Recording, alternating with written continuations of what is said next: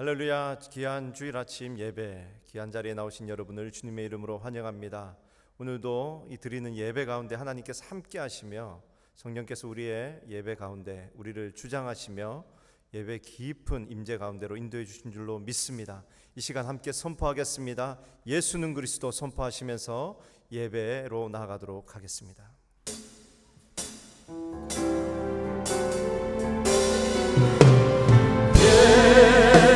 예수는 그리스도, 예수는 주, 하나님의 영으로 경배드리. 예수는 그리스도,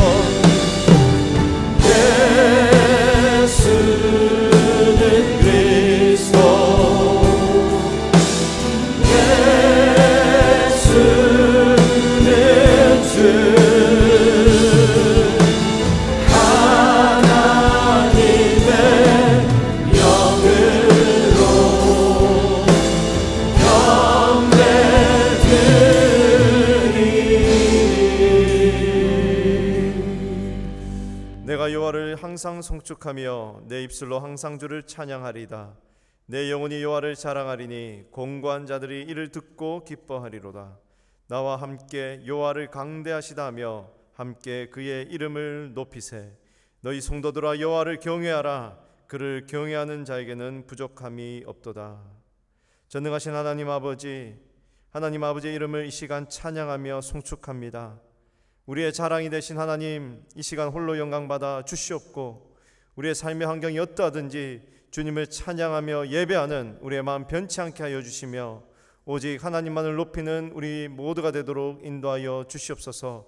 각 처소에서 예배드리는 이 시간 그 자리에 성령께서 함께 하신 줄로 믿습니다. 그곳이 거룩한 자리, 하나님만을 높이는 자리가 되게 하여 주시옵소서. 감사드리며 예수님 이름으로 기도드리옵나이다. 아멘.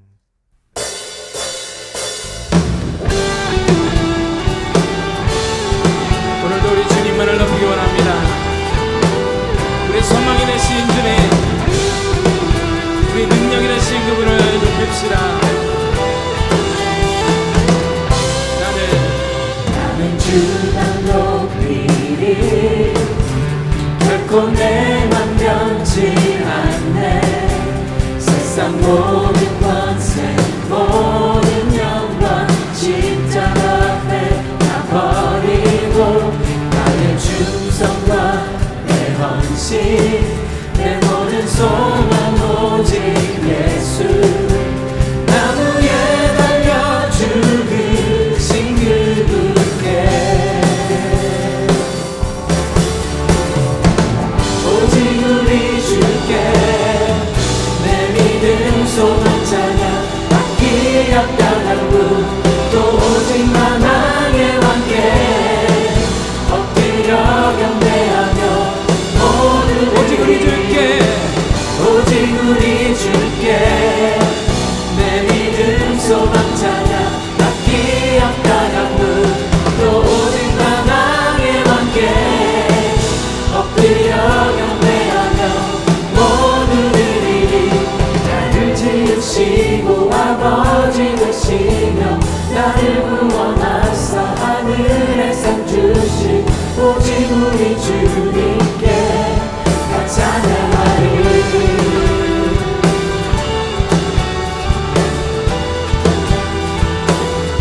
나는 주만 높이니 결코 내맘 변치 않네.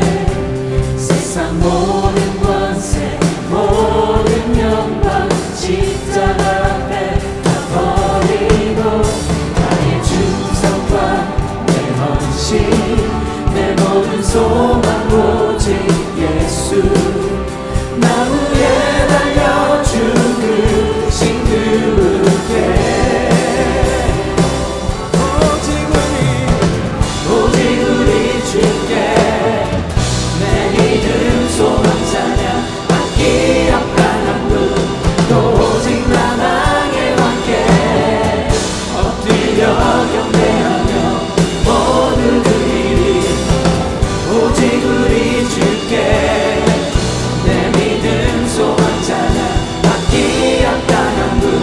또 오직 만왕의 왕께 엎드려 경배하며 모두 드리리.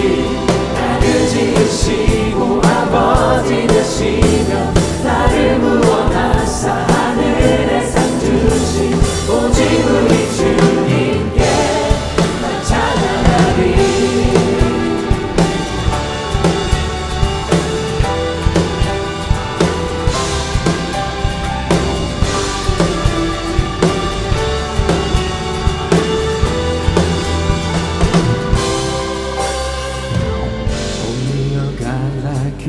Only a God like you, only a God like you. Only a God like you, only a God like you, only a God like you. Only a God like you, only a God like you, only a God like you.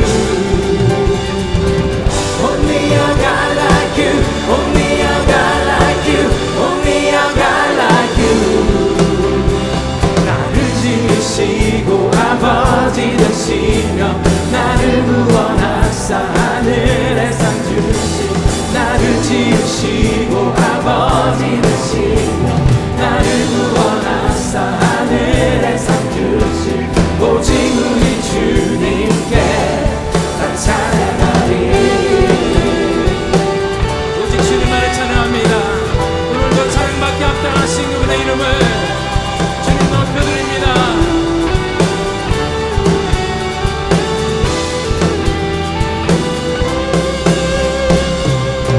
오직 우리 주님을 찬양합니다. 할렐루야.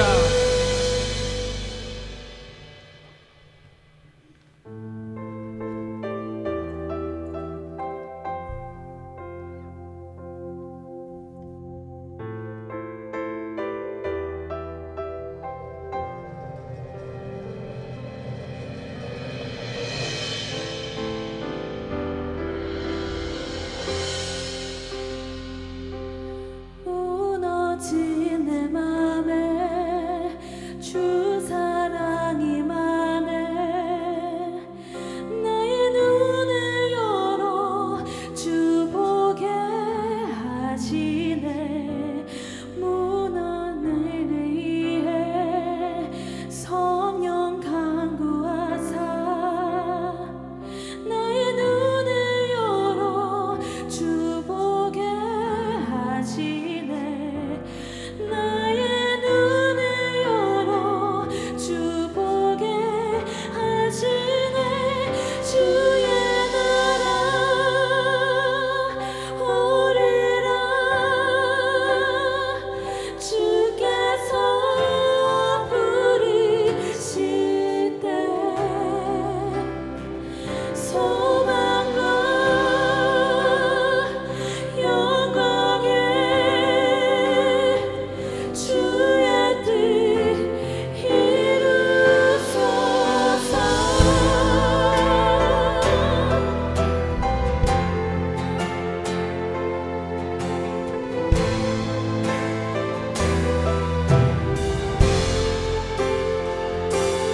고난 지나가고 잠이 영원하네. 나의 눈을 열어 주 보게 하시네. 주를 찬양하며 기쁨의 길 가리. 나의 눈을 열어 주 보게 하시네. 나의 눈을 열어 주 보게 하시네.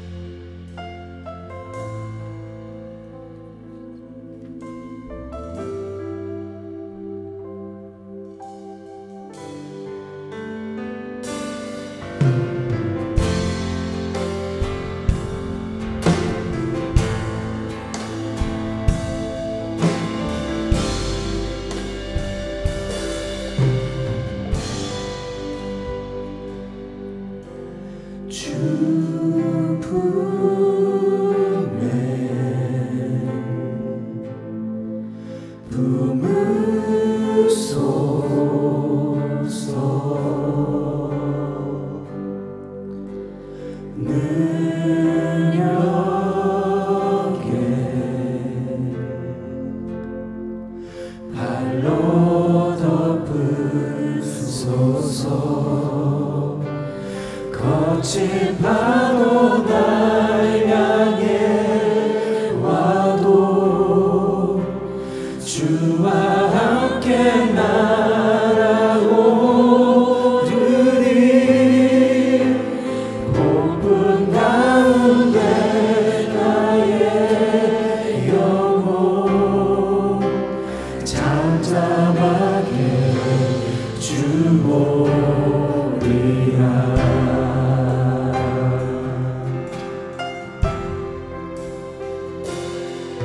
주님 안에 나 거하리.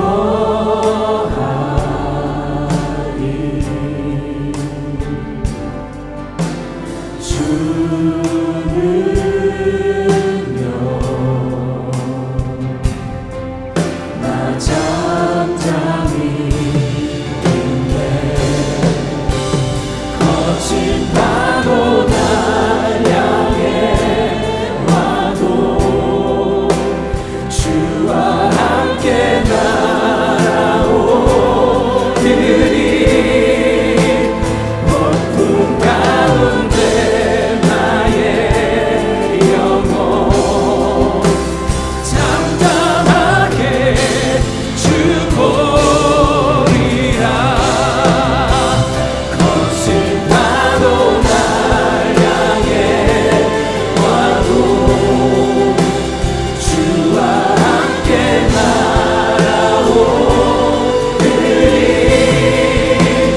폭풍 가운데 나의 영혼 잠잠하게 주보리라.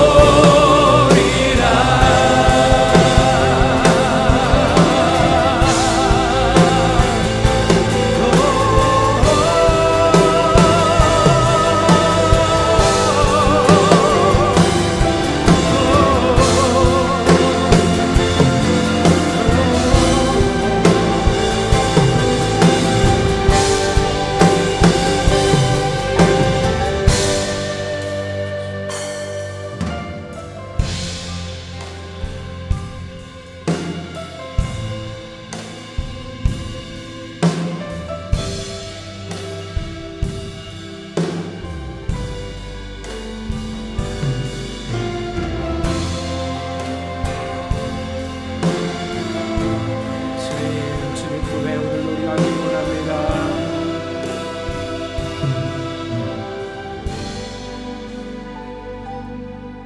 주님 안에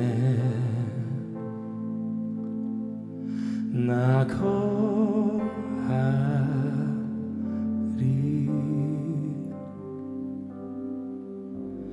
주는요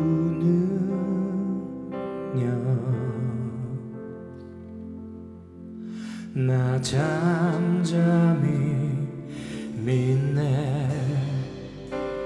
거친 파도 날 향해 와도 주와 함께 날아오르리. 폭풍 가운데 나의 영혼 잠잠하게 주보리라.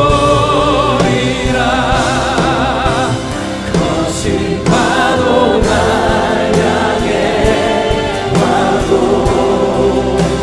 주와 함께 날아오르리. 폭풍 가운데 나의 영혼 잠잠하게 주보리라. 거친 파도 날 향해 와도 주와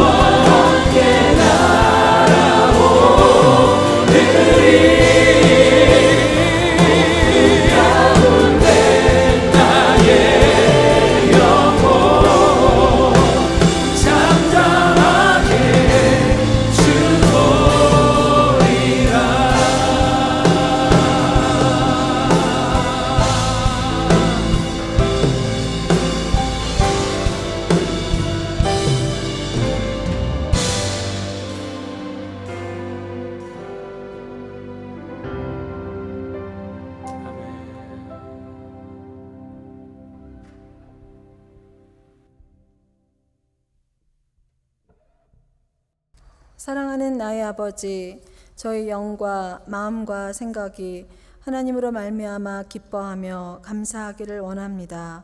저희를 둘러싼 환경은 어둡고 힘들지만 저희를 사랑하사 당신의 외아들을 보내주셔서 저희의 죄를 없이 하시기 위해 십자가에 달려 돌아가심으로 구원받은 자로 살게 하시고 천국의 소망을 품고 살게 하심으로 기뻐하기를 원합니다. 한결같은 사랑으로 저희 삶을 이끌고 가시며 늘 선한 길로 인도하시는 하나님으로 말미암아 기뻐하기를 원합니다. 고난의 길을 걸어갈 때는 더욱더 저희와 친밀히 동행하셔서 위로하시고 힘주시고 끊을 수 없는 아버지의 사랑을 부어주셔서 마침내는 주님의 선하심을 알게 하시는 하나님으로 말미암아 기뻐하기를 원합니다. 저희의 얕은 생각에는 이 어려운 코로나 상황에서 하나님이 일하시지 않는다고 생각할 때가 있지만 하나님께서는 여전히 이 상황에서도 일하시며 치유하시고 회복시키시고 주께로 많은 영혼들을 돌아오게 하심을 믿습니다. 주님께 우리의 시선을 고정시켜 주시고 주님 안에서 기뻐하며 감사함으로 주님께 영광 돌리는 저희들의 삶이 되게 하여 주시옵소서. 우리의 2세들을 위하여 기도합니다. 하나님을 알게 하여 주시옵소서. 온전한 마음으로 주님을 섬길 수 있는 세대되게 축복하여 주시옵소서. 거짓된 세상의 가치관과 세상의 성공을 향해 나아가는 그들의 마음에 하나님의 사랑과 은혜와 마음을 알게 하셔서 하나님이 기뻐하시는 자녀로 서게 하시고 하나님의 나라를 마음에 품고 기도하는 자들 되게 하셔서 이들을 통하여 복음의 물결이 흘러가게 하여 주시옵소서. 이 세대를 섬기시는 사역자분들과 교사님들을 영적으로 충만케 하셔서 주신 사명 잘 감당할 수 있게 하여 주시옵소서. 어렵고 힘든 상황에서 사역하시는 선교사님들을 영육간에 강건케 하시고 보호하심과 채우심으로 축복하여 주시옵소서. 오늘 주님 앞에 귀한 예배를 드립니다. 상한 마음과 연약한 심령과 믿음 없는 저희들을 불쌍히 여기셔서 예배를 통해 살아계신 하나님을 만나 영이 회복되어 주님께 나아가는 삶을 살겠노라 결단하는 귀한 예배 되게 축복하여 주시옵소서. 예배를 생명처럼 귀하게 여기는 은혜가 임할 수 있게 하여 주시옵소서. 특별히 박성근 담임 목사님께 영적인 능력과 강건함과 주님과 동행하는 기쁨을 부어주셔서 귀한 사역 능력 있게 감당케 하여 주시고 귀한 말씀 선포하실 때 성령님의 큰 능력으로 덮어 주시옵소서. 감사드리며 나의 사랑 되신 예수님의 이름으로 간절히 기도드렸습니다. 아멘.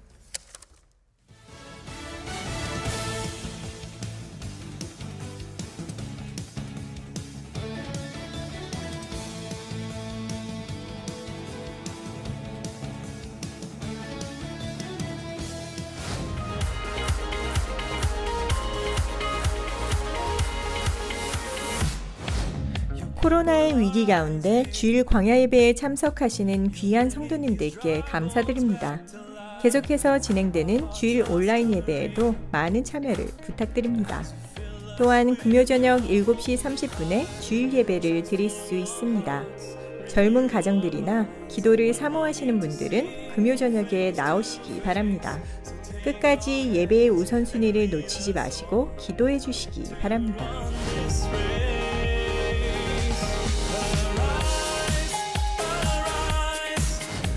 지난 주일부터 부모님들의 요청에 따라 주일학교를 부분적으로 시작했습니다.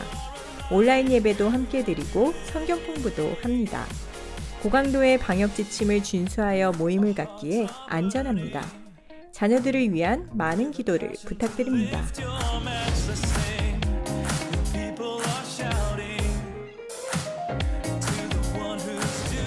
본교회에서 운영하는 한국학교를 오는 8월 22일부터 온라인으로 시작합니다.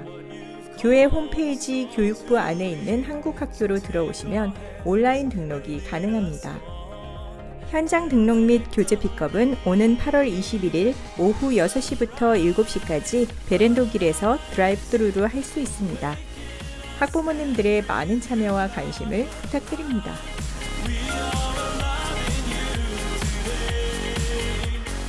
주님 안에서 행복한 한 주 보내시길 바랍니다. 오늘 귀한 예배 함께 하신 여러분 모두를 다시 한번 주님의 이름으로 환영합니다. 우리 현장 예배 오신 여러분도 환영하고 또 각 처소에서 가정에서 인터넷으로 또 TV 스크린으로 예배 드리신 여러분 모두도 환영합니다. 어디서 어떻게 예배 드리시든 하나님이 함께 하실 줄 믿습니다. 신령과 진리로 전승을 다해 예배 드리시기를 바랍니다. 지난주부터 주일학교 사역을 부분적으로 오픈을 했습니다. 적은 숫자지만 함께 모여서 온라인 예배도 드리고 또 바이블 스터디도 하는 그런 시간을 했습니다. 이번 주부터 타이러스도 그렇게 모임을 갖는다고 하니까 여러분께서 기도 많이 해주시고 특별히 철저하게 안전 방역 잘 지킬 수 있도록 그렇게 도와주시면 좋겠습니다. 한국 학교가 22일부터 시작이 됩니다. 이번 학기부터 새로운 교장님이 오셨어요. 김경실 교장님이라고. 아마 많은 새로운 프로그램도 준비하시고 좋은 테크놀로지를 가지고 좋은 교육을 준비하고 계십니다. 이런 홍보 많이 해주시고 또 등록도 많이 격려해 주시기를 바랍니다. 우리 그 외 나머지 광고사항들 잘 참조하셔서 함께 도와주시면 좋겠습니다. 우리 헌금을 위해서 함께 기도합니다. 하나님 감사합니다. 이 시간도 저희들을 사랑해 주시고 보호해 주시고 지켜주시는 하나님의 크신 은총을 감사합니다. 사랑하는 주의 백성들 한 주간의 삶의 터전을 지켜주신 것 감사드리옵고 주님의 은혜가 감사해서 소중한 예물을 마음과 정성을 담아 주 앞에 올려드립니다. 11조 헌물과 감사의 제목들과 선교와 구제와 봉사를 위해 드려지는 모든 헌물을 축복해 주시고 주의 영광 위에 바르게 쓰임받도록 하나님 은혜를 베풀어 주시옵소서. 우리의 모든 것 대신 예수님의 이름으로 감사하며 기도하옵나이다. 아멘.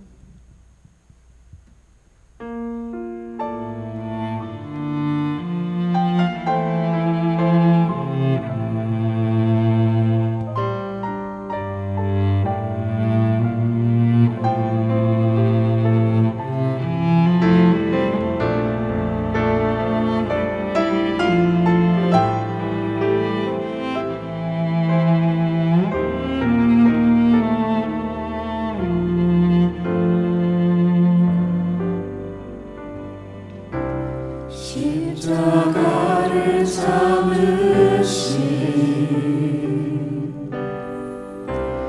어린 양 예수 내 죄 씻어주시고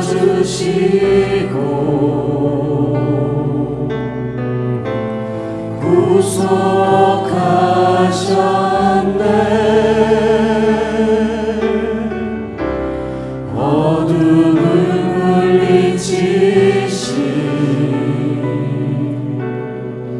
세상의 빛 예수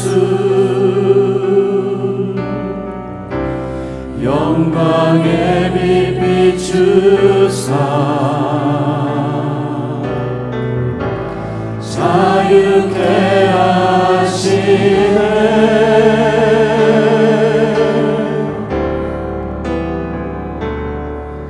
예수 하나님의 완전한 사랑 예수 하나님의 값없는 은혜 예수 하나님의 놀라운 지혜 아름다운 그 이름 예수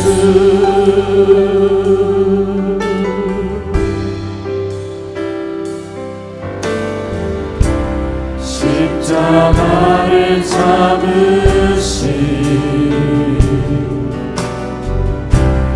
어린 양 예수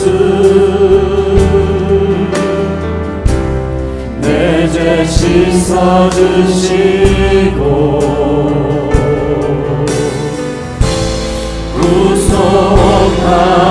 구속하셨네. 어둠을 물리치신 세상의 빛 예수 영광의 빛 비추사 자유케 하시네.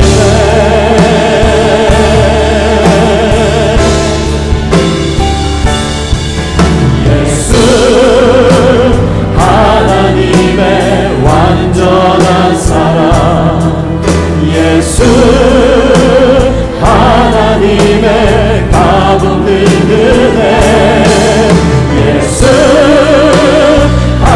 하나님의 놀라운 지혜 아름다운 그 이름 예수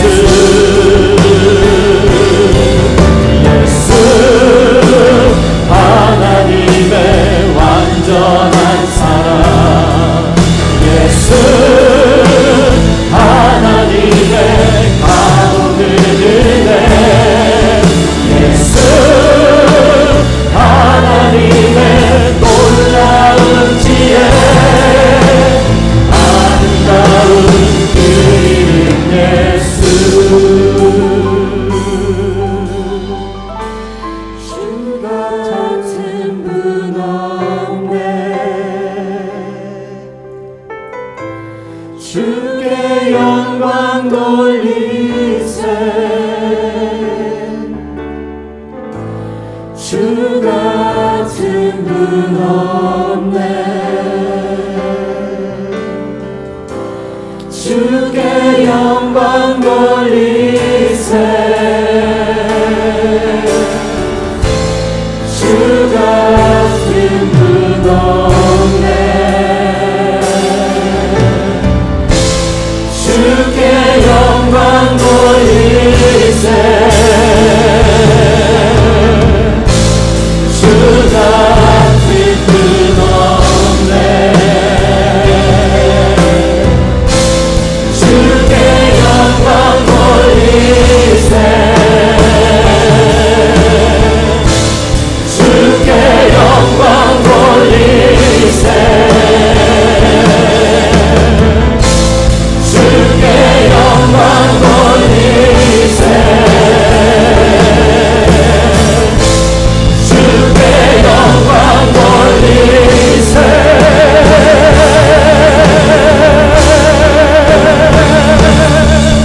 예수 하나님의 완전한 사랑 예수 하나님의 아우는 은혜 예수 하나님의 놀라운 지혜 아름다운 그 이름 예수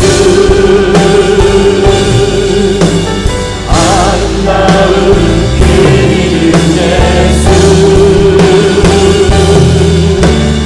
아름다운 그 이름 예수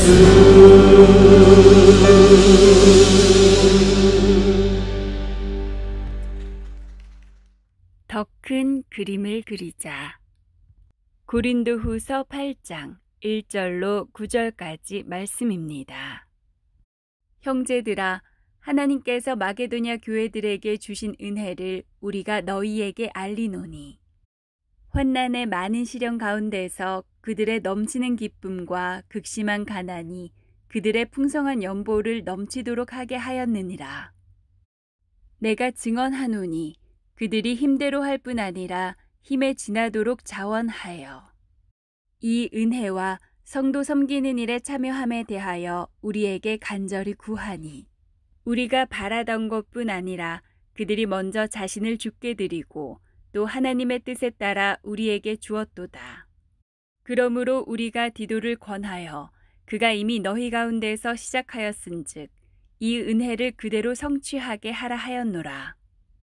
오직 너희는 믿음과 말과 지식과 모든 간절함과 우리를 사랑하는 이 모든 일에 풍성한 것 같이 이 은혜에도 풍성하게 할지니라. 내가 명령으로 하는 말이 아니요 오직 다른 이들의 간절함을 가지고 너희의 사랑의 진실함을 증명하고자 함이로라.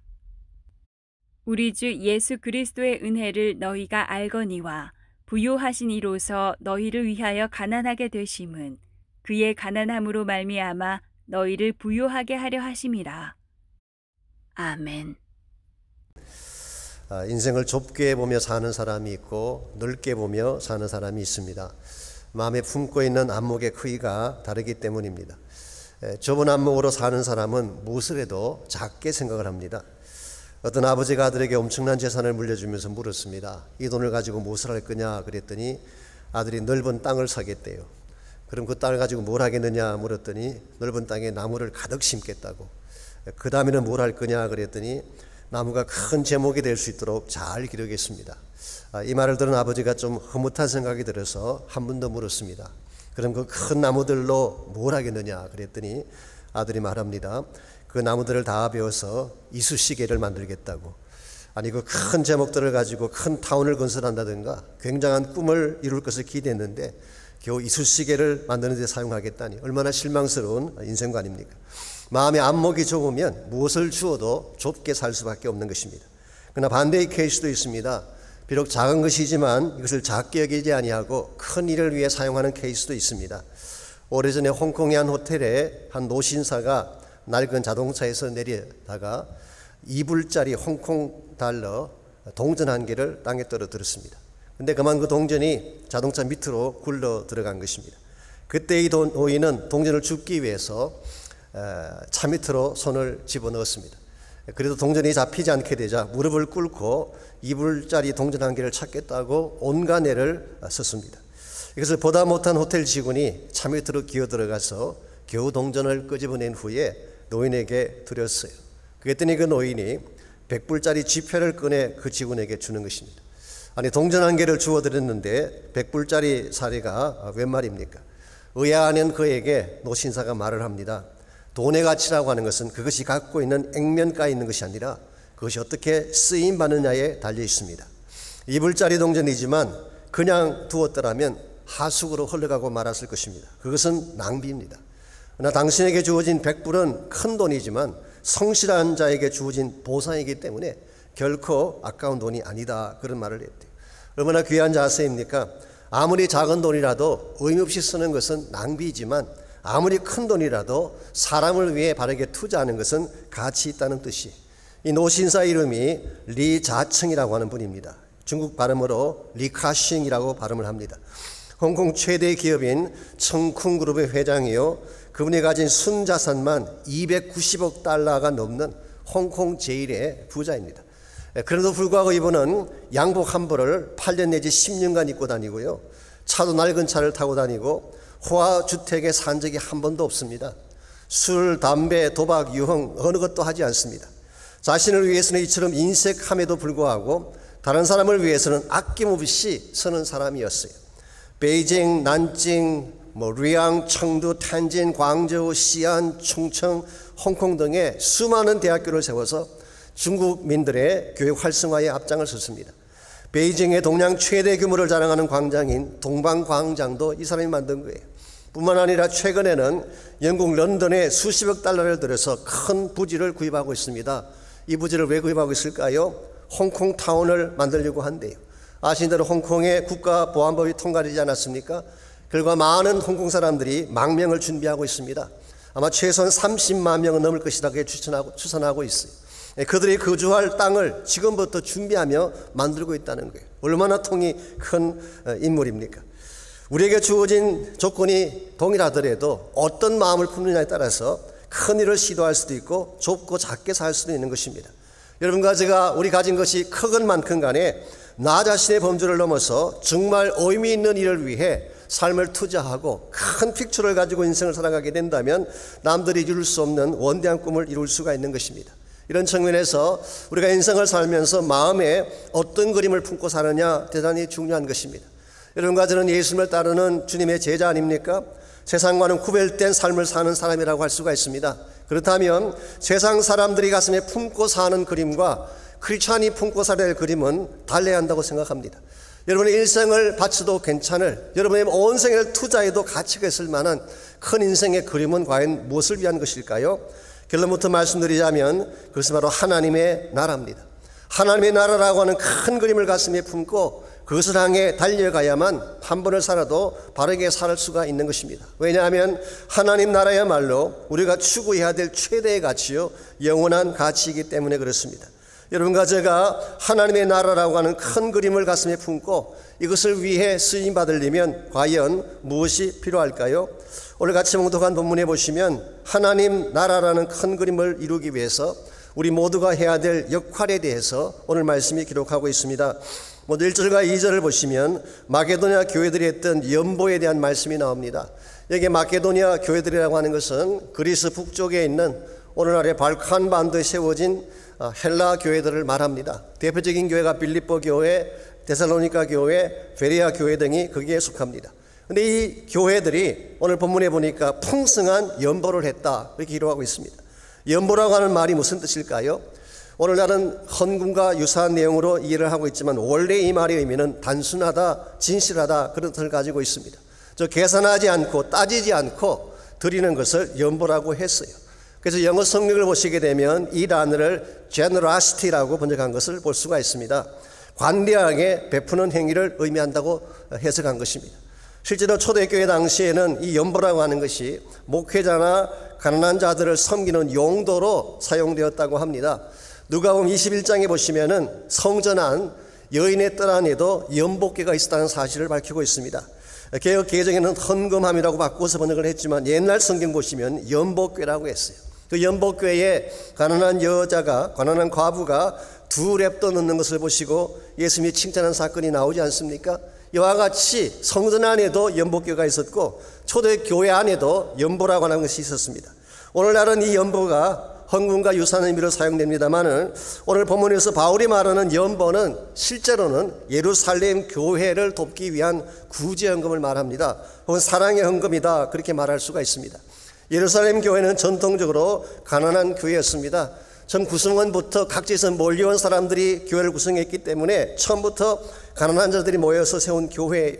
더구나 AD 46년도에 클라우디우스 황제 때에 팔레스타인 전역에 큰 기근이 찾아오는 바람에 생존 자체가 힘들 정도로 어렵고 가난한 삶을 살던 자들이 예루살렘 교회 성도들입니다. 그래서 사도행전 11장 28절에 보게 되면 바울과 바나바가 예루살렘을 방문해서 구제 헌금을 전달한 기록이 나옵니다. 이것을 바울의 famine visit, 기근 방문이라고 부르기도 하죠. 이와 같이 사도 바울은 일찍부터 예루살렘 교회를 구제하고 섬기는 데 동참을 했는데 특이할 일은 이것 이후에도 계속해서 바울은 아시아 지역과 유럽 지역을 다니면서 모든 교회들로 하여금 이 구제 헌금을 모으도록 독려를 했습니다. 오늘 본문에 보시게 되면 고린도 교회에도 동일한 독려를 하고 있는 것을 발견하게 됩니다. 6절 보겠습니다. 그러므로 우리가 디도를 권하여 그가 이미 너희 가운데서 시작하였은즉 이 은혜를 그대로 성취하게 하라 하였노라. 자, 이 말씀에 의하면요, 디도를 고린도에 보낸 1차적인 이유는 눈물의 편지를 전달하기 위함이었죠. 그런데 그것만은 아니었던 것 같습니다. 즉 헌금을 레이즈하기 위해 보낸 목적이 있었습니다. 10절 말씀을 참조해 보시게 되면 사실 이 헌금은 고린도 교회가 1년 전부터 시작했던 것입니다. 그랬는데 아마도 교회 안에 분쟁이 생기고 내부적인 문제가 일어나면서 지지부진했는데 디도를 통해서 다시 헌금을 촉구한 것입니다. 자, 그렇다면 왜 사도 바울은 고린도 교회를 비롯해서 바울이 세웠던 대다수의 이방 교회들로 하여금 예루살렘 교회를 섬기는 이 헌금에 참여할 것을 강조하고 있는 것일까요? 나중에 다시 말씀드리겠지만 사실 고린도후서 8장과 9장 전체가 헌금에 대한 말씀이에요. 아마 신약 성경 중에 헌금에 대한 메시지를 이렇게 디테일하게 많이 기록한 부분도 없으리라고 생각합니다. 자, 여기서 바울이 강조하는 것이 정말 돈일까요? 어떤 사람들은 헌금 설교하면 부담스러워하긴 하는데요, 헌금을 돈에 대한 이슈로 생각하기 때문에 부담을 갖는 것입니다.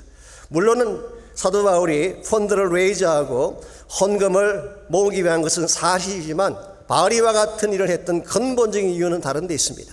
선교적인 완성을 위해서 하는 것입니다. 예루살렘 교회와 이방 교회들이 하나가 되어서 하나님 나라의 꿈을 실현하기 위해 이 일을 시도한 것입니다. 예루살렘은 복음의 출발지일 뿐만 아니라 복음의 완성지이기 때문에 하나님 나라를 성취함에 있어서 굉장히 중요한 위치를 차지하고 있습니다. 구속사적인 면에서 조금 더 설명을 드리자면요, 성경에 보면 인류 역사의 흐름을 바꿔놓았던 두 개의 중대한 사건이 소개되어 있습니다. 첫 번째는 신할 평지에서 일어난 바벨탑 사건, 두 번째는 시온 산성 즉 예루살렘에서 일어난 오순절 사건입니다. 이 두 사건은 서로 연관성이 없는 것처럼 보이지만 사실은 밀접한 관계가 있습니다. 먼저 창세기 11장에 보시면은 바벨탑 사건이 나오는데요, 이 사건이 일어난 장소가 신할 평지였습니다. 이 신할 평지는 유브라데강과 티그리스강 사이에 있는 큰 평원을 말합니다. 두 강 사이에 있기 때문에 이 지역을 우리가 메소포타미아라고 부르고 있죠. 자, 이 땅에서 무슨 일이 벌어졌습니까? 사람들이 모여서 탑을 쌓았어요. 왜 쌓았을까요? 하늘까지 닿기 위해서 탑을 쌓았습니다. 여기서 바벨이라는 이름이 나온 것입니다. 바벨이라는 이름의 뜻이 원래는 하늘문이라는 뜻입니다. 나중에 이것이 조금 다르게 변형이 되어서 혼잡함, 혼돈, 컨퓨징이라는 의미로 사용되긴 했지만 사실은 하나님의 자리까지 시도하려고 했던 이 시도가 바벨탑을 쌓게 한 것입니다. 자, 인간이 다 함께 모여서 그 넓은 평지에서 바벨탑을 쌓았을 때 어떤 결과가 인류에게 주어졌나요? 첫 번째로 흩어지게 됐어요. 하나님의 은혜를 다 혼잡하게 만드는 바람에 다 흩어졌어요. 두 번째로 이때부터 열방과 열국이 등장하기 시작합니다.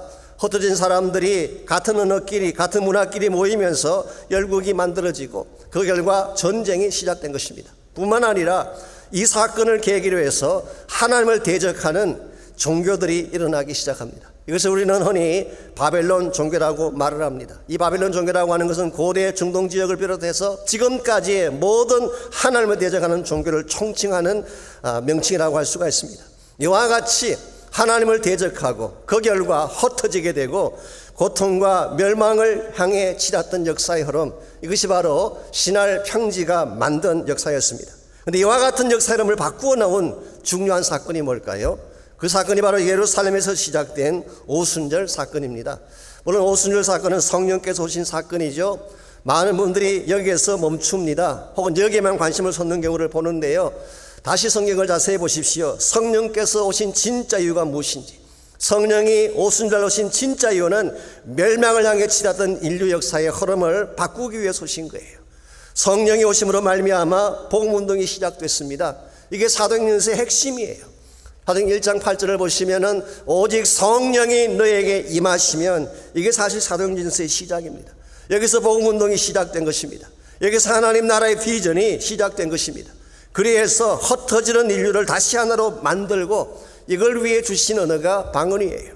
하나님을 대적하며 멸망과 저주를 향해 치닫던 인류 역사가 다시 생명과 소망을 향해 올라갈 수 있도록 역사의 흐름을 바꾼 사건이 오순절 사건이에요. 이것을 위해 시작된 것이 교회입니다. 그러므로 교회는 본질적으로 성교 공동체가 되어야 하는 것입니다. 이것이 바로 교회를 세운 목적이고 또 구속사적으로도 맞기 때문에 그렇습니다. 사도 바울은 이 큰 흐름을 본 것입니다. 이와 같이 하나님의 나라가 이루어지고 온 열방이 하나님께로 다시 돌아와서 하나님 영광을 찬양할 시온 산성의 영광을 본 거예요. 그래서 그는 이방 교회들로 하여금 예루살렘 교회를 중심으로 하나가 되게 하고 이것을 이루기 위해 헌금을 모금하게 한 것입니다. 실제로 사도행전 21장에 보시게 되면 AD 57년도에 바울이 헌금을 들고 직접 예루살렘을 방문하지 않습니까? 어떤 분들은 아니 헌금 하나 전달하려고 목숨을 걸고 예루살렘을 올라가다니 그렇게 말하는 분이 계시지만 아닙니다. 바울이 목숨을 걸고 올라가야 했던 이유는 그래야 선교의 문이 열리기 때문에, 그 결과 예루살렘을 중심으로 선교가 다시 재편되게 되고 로마를 향한 복음의 길이 열리게 되고 바울교회는 스바나까지 달려가서 땅끝 선교를 한 것입니다. 오늘 여러분과 저의 마음속에 바울이 품었던 이 그림이 필요해요. 하나님의 나라라고 하는 킹덤 비전이라고 하는 큰 그림을 마음에 품어야지 내가 왜 살아야 되며 무엇 때문에 살아야 되는지가 결정이 되는 것입니다. 오늘 여러분은 과연 어디에 서 계시는지요? 아직도 신할 평지에 서 계신 분이 있나요? 자신을 위해 바벨탑이나 쌓고 쾌락과 허무한 영광을 구하며 사는 분들이 계신가요? 여러분 기억하십시오. 아무리 높이 쌓아도 이 땅에 세워진 바벨탑은 반드시 무너지게 되어 있습니다. 그러므로 이제는 신할 땅을 떠나서 하나님의 영광과 비전이 있는 시온으로 올라가야 돼요. 거기에서 하나님의 비전을 보고 복음의 영광을 보아야지 바른 삶을 살 수가 있는 것입니다. 이와 같이 우리가 바벨론이 아닌 하나님 나라의 비전을 가슴에 품고 하나님 나라라는 큰 그림을 성취해 가려면 과연 무엇이 필요할까요? 오늘 본문에 보시게 되면 하나님의 나라라고 하는 큰 그림에 참여하는데 꼭 필요한 세 가지 중요한 인식이 오늘 본문에 소개가 되어 있습니다. 첫 번째가 은혜에 대한 바른 인식이 필요합니다.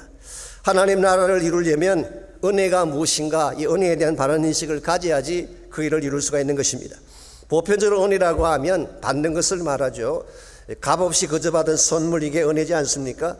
오늘 본문을 보시게 되면 이 은혜에 대한 다른 측면을 우리에게 소개하고 있습니다. 1절과 2절을 제가 다시 봅니다. 형제들아, 하나님께서 마게도냐 교회들에게 주신 은혜를 우리가 너희에게 알리노니. 자, 마케도니아에 주신 은혜가 있다고 했는데요, 여기서 말하는 은혜는 여러분이 아시는 구원의 은혜를 말하는 것이 아니에요. 1절과 2절을 연결시켜 보시면 사실은 이 은혜의 내용이 뭐냐고 하면 그들이 극심한 가난과 환난에도 불구하고 풍성한 연보를 드리게 된 사실을 은혜라고 표현한 것입니다. 4절도 마찬가지입니다. 사도 바울이 디도를 통해서 독려한 것이 뭔가요? 이 은혜와 성도 섬기는 일에 참여함에 대하여 그랬어요. 여기서 말하는 은혜도 역시 헌금, 연보를 말하는 것입니다. 즉 내가 받은 것이 은혜가 아니라 내가 하나님께 드린 것을 오늘 성경은 은혜라고 부르고 있습니다. 저는 이것이 굉장히 중요한 인식이라고 생각합니다. 물론 우리가 받은 은혜 놀라운 축복이죠.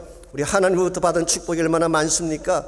생명도 은혜로 받았고 구원도 소망도 신분도 이 모든 게 하나님이 주신 은혜입니다. 그러나 만일 여러분과 제가 받는 것만이 은혜라고 생각하고 사는 한 진정한 의미에서 하나님 나라 꿈을 이룰 수는 없어요. 드리는 것이 은혜라는 것을 알아야 돼요. 하나님의 쓰임받는 삶 자체가 은혜다, 이 사실을 깨달아야지 하나님 나라 위에 바르게 쓰임받는 것입니다. 그렇다면 어떤 면에서 드리는 것이 은혜일까요? 제 개인적으로 한 세 가지를 생각해 봤습니다. 첫째는 드릴 수 있다는 것 자체가 은혜예요. 여러분이 무엇을 드린다는 것은 드릴 것이 있다는 뜻 아니겠어요? 드릴 것이 없는 사람도 참 많은데 그래도 나에게는 드릴 것이 있다는 게 얼마나 아름다운 은혜예요. 두 번째 이유는 하나님 위에 쓰임받는 것 자체가 축복이기 때문에 그렇습니다. 여러분이 존귀한 사람을 위해 쓰임받는 것 영광으로 생각하지 않습니까? 예를 들어서 한인타운에 BTS가 왔다, 나에게 식사를 대접할 기회가 주어졌다, 그건 어떻게 생각하시게요? 이런 영광, 이 가문의 영광이 어디 있나 그러고 막 달려가서 섬기려고 하지 않겠습니까? 그런데 하나님은 이런 유명의 영광은 비교도 안 될 존귀하신 분이에요. 온 우주를 창조하신 왕중의 왕이신 예수님, 이분을 섬기는 것은 우리의 굉장한 특권이고 축복된 영광이 아닐 수가 없습니다. 무엇보다도 드림의 은혜인 이유는 우리가 하나님께 드린 것만 영원히 남기 때문에 그렇습니다. 흔히 본인이 가진 것을 움켜잡고 있으면 영원히 자신의 소유가 될 줄 알지만 결코 그렇지 않습니다. 때가 되면 다 사라지고 마는 것입니다. 그래서 예수님께서 뭐라고 하셨어요? 너희를 위하여 보물을 땅에 쌓아두지 말라. 거기는 좀과 동록이 해하며 도둑이 구멍을 뚫고 도둑질하느니라 말씀하셨어요. 즉 하늘의 보물을 쌓아라, 그렇게 말씀하셨습니다. 여러분과 이 사실을 바로 알고 하늘나라에 투자하는 자가 돼야지 지혜로운 인생이 되는 것입니다. 한국에 어느 목사님이 설교 중에 그 교회 집사님 한 분에 대한 이야기를 해주셨어요. 이 집사님은 회사를 경영하시는 분이신데 한국의 크리스천 대학에 300억 원을 기증을 하셨어요. 참 한국 사람들은 통이 커요. 했다면 300억 원. 목사님께서 그분을 만나서 물었습니다. 어떻게 그런 큰 일을 할 수 있었느냐 물었더니 그분이 이렇게 답을 하십니다. 목사님이 늘 말씀하신 것처럼 성경적으로 한 것뿐입니다. 성경적으로. 예수님께서 하늘의 부활을 쌓으라고 하셨는데 결국 드린 것만 남는다는 뜻 아니겠습니까? 그러면서 한마디를 덧붙였습니다. 저는 제 사업을 믿지 않습니다. 언젠가는 기울어질 수 있다고 생각합니다. 그러나 모든 것을 다 잃어도 하나님께 드린 것은 영원히 남을 것이기 때문에 저는 그것만으로 충분합니다. 이 얼마나 건강한 인생관입니까? 하나님께 드린 것만이 남는 것이고 이것이 은혜다, 이 사실을 인식한 것입니다. 그러므로 여러분과 제가 지금 하나님 나라를 위해 쓰임받기를 원한다면 이제는 드리는 것도 은혜라는 사실을 배워야 돼요. 받는 것만 은혜가 아닙니다. 받는 것만 은혜라고 생각하는 사람은 항상 이기주의를 넘어설 수가 없어. 자신의 삶의 본질을 넘어서지 못하기 때문에 넓게 쓰임받을 수가 없습니다. 그러나 드림도 은혜라는 사실을 깨닫기 시작할 때에 과감하게 마음껏 하나님 나라 위에 자신의 인생을 설 수가 있는 것입니다. 이런 측면에서 받음의 은혜, Grace of Receiving, 여기만 물지 마시고 드림의 은혜, Grace of Giving, 드림의 은혜를 체험하는 여러분이 꼭 되시기를 바랍니다. 그래야지 하나님 나라 뜻을 위해 쓰임받을 수가 있습니다. 두 번째로 우리가 하나님 나라에 참여하려면 헌금에 대한 바른 인식을 가져야 됩니다. 우리가 은혜를 바로 알게 되면 그때 드리게 되는 것이 있죠. 이것을 우리는 헌금이라고 부를 수가 있습니다. 솔직히 여러분이 성경을 보시다가 헌금에 대한 말씀이 나오면 마음이 기쁘신가요? 부담스러우신가요? 잘은 모르지만 많은 분들이 부담을 느낍니다. 심지어 거부감을 느끼는 분도 계실지 모르겠어요. 왜 헌금 설교만 하면 부담스러워할까요? 왜 거부감을 느낄까요? 여러 가지 많은 이유가 있겠지만 제 생각에 한 가지 이유는 헌금을 돈 내는 시간이라고 생각하기 때문에 그렇습니다. 물론 헌금은 돈을 내는 것입니다. 헌금은 돈을 하나님께 드리는 시간이죠. 그러나 그것이 헌금의 진짜 내용일까요? 저는 그렇지 않다고 생각합니다. 돈만 드리는 거라면 도네이션이에요. 일반 사람들도 도네이션을 할 수가 있어요. 그러나 하나님의 자녀가 하나님께 드리는 것은 도네이션이 아닙니다. 우리의 마음을 드리는 것이고 신앙을 고백하는 거예요. 그래서 여러분과 제가 헌금을 드릴 때에 바른 원리를 알고 드려야지 바른 헌금이 되는 것입니다. 오늘 본문 2절에서 5절까지를 보시면 헌금에 대한 몇 가지 원리가 오늘 본문에 소개되어 있습니다. 먼저 2절에 보시면은 희생의 원리가 나와 있습니다. 환난의 많은 시련 가운데서 그들의 넘치는 기쁨과 극심한 가난이 그들의 풍성한 연보를 넘치도록 하게 하였느니라고 했습니다. 즉 마케도니아 지역의 교회들은 환난과 가난이라고 하는 악재 속에 살았어요. 로마 제국이 박해를 했기 때문에 그들이 많은 것을 착취했기 때문에 환난과 가난이라는 악재 속에 산 것입니다. 그럼에도 불구하고 넘치도록 헌금을 냈대요. 이 말은 그들이 남아서 드린 것이 아니라 풍족해서 드린 것이 아니라 희생하며 드렸다, 그런 뜻이에요. 이게 희생의 원리입니다. 원래 헌금이라고 하는 것은 sacrifice예요. 희생을 전제로 하지 않는다면 참된 헌금이 될 수가 없습니다. 영어로 보통 헌금을 offering이라고 하지 않습니까? offering이라는 말은 사실 구약 성경에서 하나님의 제단에 올려드린 제물을 말합니다. 제물. 하나님께 드려지는 제물은 반드시 피를 흘리든지 아니면 우리 곡식인 경우에는 곡식을 빻아서 드리게 되는 것입니다. 그러므로 참된 헌금은 희생을 전제로 하고 있습니다. 그래서 마들 테레사가 했던 유명한 말이 있습니다. It's not giving until it hurts you. 당신을 아프게 하지 않는 것이라면 드린 것이 아니다. 정말 내가 아파할 정도로 모든 걸 쏟아 부어야지 참된 헌신이고 헌금이다. 그런 말을 했어요. 그러므로 바른 헌금은 희생이 동반되는 것입니다. 두 번째로 3절과 4절을 보시면은 자원하여 드렸다, 그렇게 말하고 있어요. 이게 자발적인 원리이죠. 헌금이라고 하는 것은 기뻐서 해야지 억지로 하거나 남의 눈치 때문에 하게 되면 건강한 헌금이 될 수가 없습니다. 오래전에 미국의 한 시골 교회에서 헌금이 자꾸 줄어가니까 재정이 좀 어렵게 됐습니다. 어느 주일날 아침 목사님께서 헌금을 하기 전에 성도들에게 이런 광고를 했습니다. 지난 주간 윌리엄 시댁에 도둑이 들어가서 닭을 몇 마리 훔쳐갔습니다. 혹시 여기 계신 분들 가운데 그 닭을 훔쳐간 분이 계신다면 그분은 절대 헌금하지 마시기 바랍니다. 하나님 그런 헌금 기뻐하지 않습니다. 이렇게 어나운스먼트를 했더니 어떻게 됐을까요?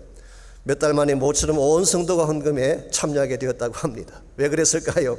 내가 닭도둑이 아니라는 것을 보여주기 위해서 헌금에 참여한 것입니다. 이와 같은 경우는 진실된 헌금이 아니라 남의 눈치 때문에 드린 억지 헌금이 되는 것입니다. 그러나 저희 교회는 그렇지 않은 분들이 더 많이 계세요. 가끔 헌금하시는 분들을 보게 되면 참 제가 감동받을 때가 많습니다. 그렇게까지 하실 필요가 없다고 해도 본인이 기뻐서 내시는 분이 있어요. 어떻게든 성도들을 섬기고 어떻게든 교회를 섬기고 싶어서 헌신하시는 분들을 보게 되면 제 마음에도 감동이 오지만 하나님이 참 기뻐하지 않을까 생각할 때가 많습니다. 지난 주간에도 가게 문을 닫은 한 권사님이 제 방에 오셨어요. 그리고 감사하다면서 교회가 재정으로 어려울 텐데 그러면서 감사 헌금을 가지고 오셨어요. 여러분 이거 억지로 할 수 있을까요? 당장 가게가 문을 닫았는데 어떻게 감사가 나와요? 어떻게 하나님 교회가 먼저 생각이 나요? 있을 수가 없는 것인데 이런 일을 한 이유는 하나님의 은혜를 알기 때문에 하는 것입니다. 이와 같은 헌금을 하나님이 기뻐하세요. 그러나 이보다 더 중요한 원리가 5절에 기록되어 있습니다. 그들이 먼저 자신을 주께 드리고 또 하나님의 뜻을 따라 우리에게 주었도다 그랬어요. 우리가 물질을 드리기 전에 먼저 드릴 것이 뭐라는 것입니까? 우리 자신을 먼저 드리는 것입니다. 나의 가슴을, 나의 하트를, 나의 사랑을 먼저 드려야지 이게 바른 헌금이 된다, 그런 뜻이에요. 다시 말씀드리지만 돈 드리는 시간이 아니라 나의 마음을 드리는 시간이고, 더 확장하자면은 나의 삶 전체가 주님 것임을 선포하며 고백하며 드리는 것이 헌금의 바른 정신이에요. 사실 이 돈이라고 하는 것, 물질이라고 하는 것은 교회 다니는 사람들이 그렇게 영적으로 생각하려고 하지 않는 경향이 있어요. 보통 그렇게 생각을 많이 하죠. 예배는 영적인 것이다, 기도는 영적인 것이다, 말씀 찬양은 영적인 것이다. 여기에 대해서는 아무도 이를 제기하지 않는데 이 돈이나 물질에 대한 것을 영적이라고 이야기하면 많은 분들이 동의를 안 하세요. 근데 성경을 다시 보십시오. 성경은 돈만큼 영적인 이슈가 없음을 우리에게 소개하고 있어요. 성경에 보시면은 돈에 대한 스토리가 많이 나옵니다. 예수는 비유 가운데 많은 부분이 돈에 대한 거예요. 달란트 비유가 뭐예요? 돈입니다. 드라크마 비용이, 데나리온 비용이 다 돈에 대한 거예요. 성경에 보게 되면 최소한 신구약 성경을 통틀어서 2340번 이상 돈에 대한 구절이 나오고 있습니다. 하나님은 우리가 하나님께 드리는 물질을 영적인 사건으로 보고 있어요. 왜냐하니까 하나님의 주권이라고 하는 것은 교회 안에만 해당되는 것이 아니라 우리 삶의 모든 부분을 다 포함하는 것이기 때문에, 이런 측면에서 여러분과 저는 참으로 청지기가 되어서 삶 자체가 하나님께 올려드려져야지 하나님 영광 위에 바르게 살 수가 있는 것입니다. 크리스천 재정 그 사역 전문가 중에 레리 버킷이라는 분이 계십니다. 크라운 그 파이낸셜 미니스트리를 이끄시는 분 중에 한 분이죠. 이분이 선책 중에 Money Matters, 돈이 중요합니다, 그런 책이 있는데요. 그 책에서 이런 말을 합니다. 당신이 예수를 구주로 영접하는 순간부터 당신의 모든 지출은 영적 결정이 된다. 저는 참 중요한 포인트라고 생각합니다. 예수를 내 인생의 구원자로 주님으로 선포하는 순간부터 내가 쓰는 모든 지출과 모든 재정적인 결정은 영적인 결정이에요. 즉 하나님의 뜻대로 써야 된다는 것입니다. 내 돈이니까 내 마음대로 쓰자, 이거 참 위험하고 잘못된 것입니다. 정말 여러분같이 삶의 주인이 하나님이라면 돈의 주재권도 하나님께 드려야 돼요. 근데 말은 이렇게 하지만 이게 쉬운 일일까요? 사실 신앙생활 하다 보면요, 다른 것에 대한 헌신은 다 하면서도 이거 하는 거 쉽지 않아요. 그래서 존 웨슬리가 했던 유명한 말이 있지 않습니까? 당신이 지갑이 회개할 때까지 나는 그 회개를 믿을 수가 없다. 즉 우리 신앙의 실제 내용이 뭐냐고 하면 하나님께 드리는 헌신을 통해 표현된다, 그런 뜻이에요. 자, 이와 같이 여러분이 또한 제가 우리 삶의 모든 영역에서 하나님을 인정하고 그분의 뜻을 따라 이렇게 헌금을 드리고 헌신하게 되면 우리 삶이 어떻게 될까요? 더 궁핍하게 될까요? 재정적으로 더 말라지게 될까요? 아닙니다. 오히려 반대예요. 이와 같이 하나님의 뜻을 위해 하나님의 말씀에 순종해서 정말 정당하고 건강한 바른 헌물을 드리게 되면 하나님이 우리 인생을 책임져 주세요. 더 많은 것으로 채워주시는 것입니다. 특별히 인생의 위기가 찾아왔을 때에 하나님이 그러한 삶은 꼭 붙들어 주시고 책임져 주시는 것입니다. 여러분 이것을 경험해 봐야지 참 믿음이 무엇인지를 알 수가 있어요. 그냥 교회 다니고 신앙생활 한다 그러지만 이 부분의 소리가 경험이 없기 때문에 사실은 바른 의미에서 건강한 생활을 못하는지도 모르겠어요. 제가 지난주에 예배가 끝나고 제 방에 있는데요, 한 장로님 네 분이 제 방에 오셨어요. 이분은 다운타운에서 꽃집을 하시는 분입니다. 주일마다 강단 꽃이 그분이 만든 거예요. 사실 예술작품 아닙니까? 이 작품일 수밖에 없는 이유가요, 그분이 한국에 계실 때 꽃 전문가였습니다. 송이 꽃꽂이 중앙회 회장을 역임하시고요, 강의도 많이 하시고 꽃꽂이에 대한 책도 여러 권 내신 분이에요. 사실 이분들이 저에게 오셔서 정말 신실하게 하나님을 섬기셨습니다. 건축할 때도 헌신을 많이 하셨고 하나님 위한 것이라면 아낌없이 드리는 그런 분입니다. 제 방 오셔서 잠깐 간증을 하시는데요, 아시는 대로 코로나 때문에 모든 사업이 다 어렵게 되지 않았습니까? 꽃집도 예외가 아니었습니다. 그런데 다행히 지난 마더스데이 직전에 오픈을 하게 되어서 겨우 가게 문을 열었습니다. 그랬더니 이제 그동안 오지 못했던 사람들이 가게로 오지 않겠습니까? 근데 그것이 그만 CNN 뉴스 카메라에 잡히고 만 것입니다.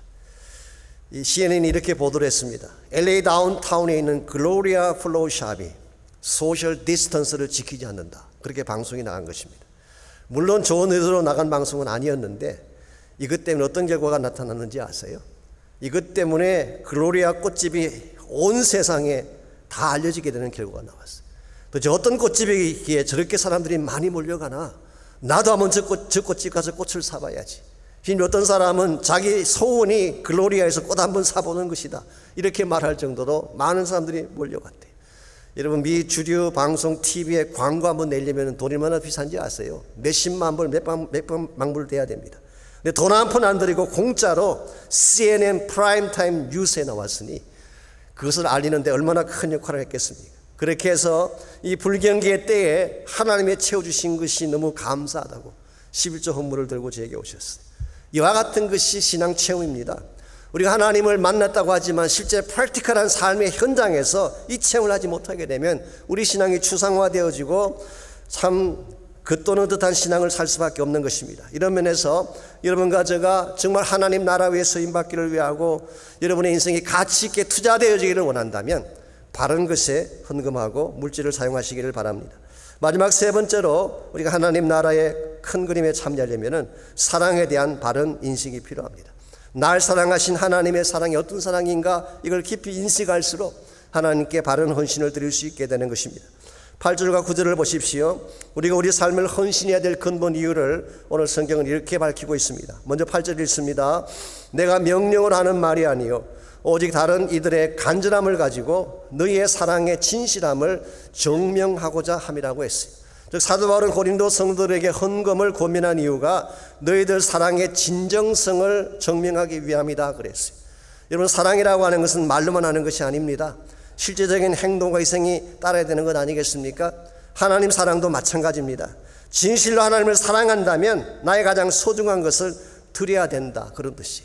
그런데 더 놀라운 사실은요, 이와 같은 것을 우리에게 친히 몸소 보여주신 한 분이 계세요.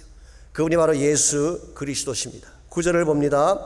우리 주 예수 그리스도의 은혜를 너희가 알거니와 부유하신 자로서 너희를 위하여 가난하게 되심은 그의 가난함으로 말미암아 너희를 부유하게 하려 하십니다.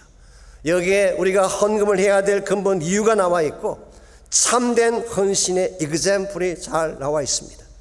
여러분, 예수님은 부유한 분이셨습니다. 하나님의 아들이셨잖아요. 하늘과 땅의 모든 권세와 영광을 소유한 분이셨잖아요.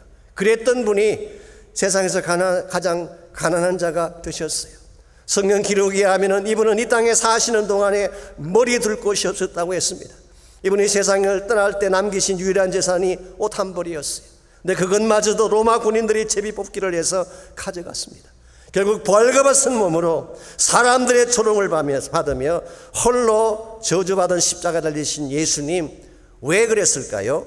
오늘 성경은 분명히 밝히고 있습니다. 우리를 부욕해 하시기 위해서. 여러분과 저의 삶이 부유하게 된 이유는 그분 때문이에요.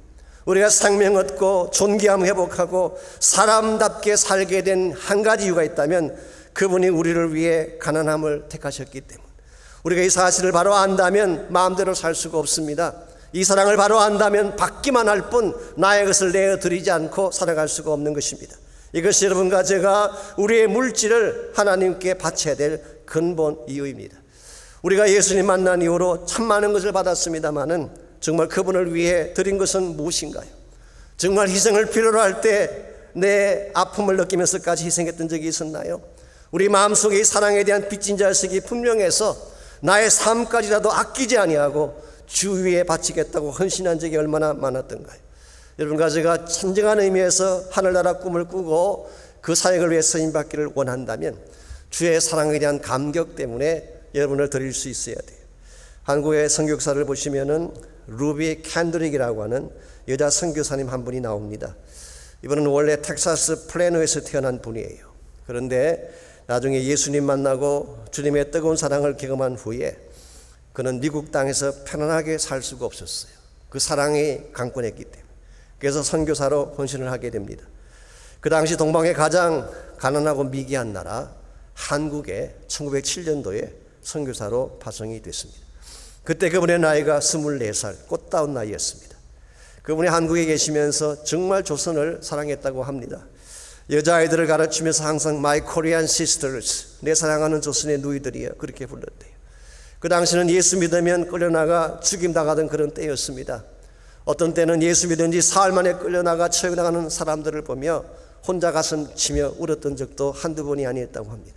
이와 같이 조선을 사랑하고 조선인을 위해 사역하던 이분이 열악한 환경 속에서 힘겹게 사역을 하다가 풍토병에 걸려서 그 다음 해에 세상을 떠나게 됩니다. 이분이 죽기 직전에 자기의 시신을 텍사스로 가져가지 말고 조선 땅, 조선 사람들 중에 묻어달라고 유언을 했어요. 그 결과 그분의 무덤이 한국에 남게 됐습니다. 지금도 양화 지내가시면 그분의 무덤을 볼 수 있습니다. 그분의 묘비를 보시면요, 자세히 보시면은 포도송이 모양으로 만들어져 있습니다. 이것은 30배, 60배, 100배의 결실을 상징하는 것입니다. 자신은 죽었지만 한국 땅에 이 포도송이가 100배의 결실을 맺는 것처럼 복음의 꽃이 피어나기를 열망하는 마음으로 그의 무덤을 포도송이로, 그의 무덤의 묘비를 포도송이로 만들었어요. 그리고 묘비에 이런 글귀를 새겨 넣었습니다. 만일 나에게 1000번의 삶이 주어진다면 If I had 1,000 lives to give, 나에게 나를 드릴 1000번의 삶이 주어진다면 Korea should have them all. 그 모든 삶을 코리아에게 드릴 것입니다. 여러분, 왜 그 미개한 땅, 열악하고 순기의 피바람이 부는 그 땅에, 아니 자신과는 아무 상관없는 이반 땅에 1000번의 삶을 드리겠다는 것일까요? 이유는 딱 한 가지입니다. 그들을 부유하게 만들기 위해 가난한 자가 되신 예수님 때문에, 자기를 살리기 위해 벌거벗은 모습으로 죽어주신 십자가 사랑이 그 자매님을 이토록 헌신하게 만든 것입니다. 오늘과 저에게도 이와 같은 사랑이 필요하다고 생각합니다. 그래야 나를 드릴 수 있어요. 나의 물질을 드리고 나의 생명을 드리고 나의 삶 전부를 드리면서도 아깝지 않을 수가 있는 것입니다. 예수님은 여러분을 살리기 위해 자신이 죽으셨어요. 나를 치료하기 위해 자신이 채찍을 맞으셨어요. 나에게 영광을 안겨주기 위해 자신은 저주를 받으셨어요. 우리에게 생명의 소망을 주기 위해 자신은 버림받았어요. 나를 부유하게 만들기 위해 옷 한 벌 남기지 못한 채 벗은 몸으로 세상을 떠나신 예수님. 이 주님 앞에 우리가 드릴 수 있는 것이 무엇일까요? 우리의 물질 매비에 드려야 될 것입니다. 그러나 그것만으로 충분하지 않습니다. 우리의 가슴, 우리의 사랑 드려야 돼. 그러나 그것만으로도 충분하지 않습니다. 드릴 수만 있다면 나의 삶 전체를 주 앞에 드려서 그래도 못다 갚을 주님의 사랑을 생각하며 기쁜 마음으로, 감사하는 마음으로 우리를 드려야 됩니다. 나에게 1000번의 삶이 주어진다면, If I had 10,000 lives to give, 나에게 1000번의 삶이 주어진다면 Jesus Christ should have them all. 예수 그리스도가 그 모든 것을 받기를 원하는 마음으로, 여러분과 제가 이와 같은 고백으로, 이와 같은 마음으로 인생을 살아가게 된다면 여러분의 삶을 통해 하나님 나라가 이루어지게 되고 복음의 아름다운 역사들이 펼쳐지게 될 것입니다. 이제 우리 함께 기도하기를 원하는데요, 우리 가슴 속에 이 사랑이 회복될 수 있도록 기도하시기 바랍니다. 우리는 그동안에 이 땅을 바라보며 살아왔습니다. 썩어질 신할 땅, 바벨탑의 영광을 바라보며 살아왔는데 이제 다시 우리의 심령이 하나님을 향하게 도와주시고 썩어질 바벨 땅이 아니라, 바벨탑이 아니라 하나님 나라 영광 위에 살 수 있도록 힘을 달라고 기도하시고, 내가 가진 것 부족하고 연약하지만 나의 남은 생에 주의 영광 위에 살 수 있도록, 주의 사랑을 고백하며 살아갈 수 있도록, 그 은혜에 감격해서 나를 드리며 살아갈 수 있도록 나를 받아달라고, 나를 헌신하고 결단하며 함께 기도하면 좋겠습니다. 같이 한 목소리로 우리 합심해서 기도합니다. 하나님 감사합니다. 나를 위해 그토록 하나님의 모든 것들을 쏟아부어 주신 은혜의 사랑 감사합니다. 이 사랑을 받았다고 말하면서도 나는 나의 것을 주께 올려드리지 못하고 움켜잡고 움츠리며 나만을 위한 삶을 살아왔던 것을 용서해 주시고, 다시 나를 그토록 사랑하신 주님의 사랑이 우리 가슴 속에 부음받게 하여 주시고, 그 사랑에 대한 감격으로 나의 인생을 주께 올려드리며 나의 삶을 주님 앞에 바쳐드리며 나를 부르신 주의 영광과 비전을 향해 달려나갈 수 있는 우리 모두가 되게 하여 주옵소서. 이 시간 사랑의 식은자가 혹 있다면 우리 마음속에 주를 향한 사랑이 회복되게 하십시오. 그 사랑의 감격이 회복되게 하셔서 정말 주님을 사랑한다는 고백을 드리고 우리의 생명과 우리의 남은 삶이 주의 것임을 선포하고 주의 나라 복음에 달려갈 수 있는 우리 모두 되게 하여 주시옵소서. 내 구주 예수를 더욱 사랑